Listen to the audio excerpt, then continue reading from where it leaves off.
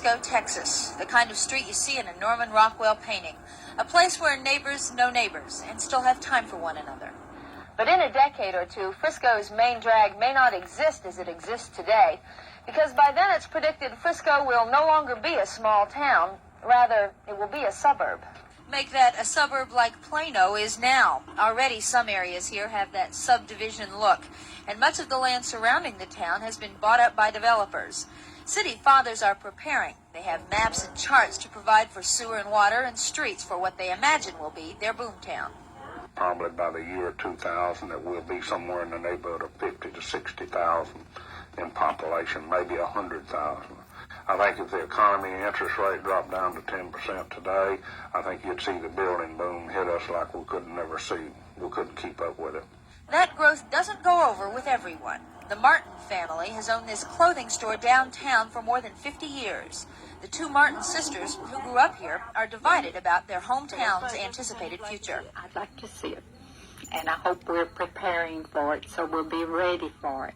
And it's always been a small country town.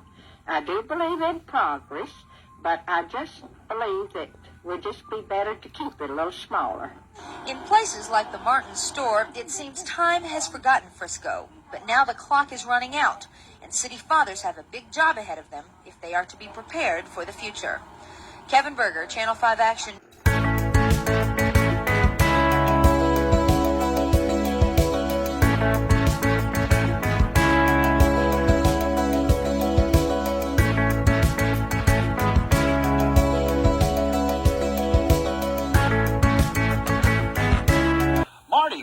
Shows off his house just as any homeowner would who was trying to sell it.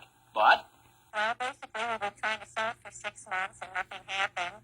And there are for sale or rent signs elsewhere on the Waltz block here in Frisco. So the Waltz are trying a more creative approach to moving their corner property. They say they'll give it away, along with all the furniture, to the person who writes the best essay in 300 words or less on why you love living in North Texas. There is a catch, of course. Each essay must be accompanied by a $100 entrance fee, and there must be 1,000 entries by a May 23rd deadline.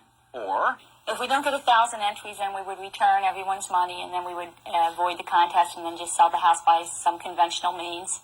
Which means Marty or Beth will have to take more people on tours of their 3-bedroom, 2-bath home.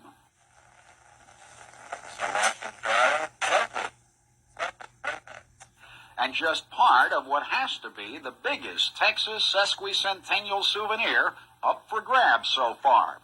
Jack Helsel, Channel 5 News.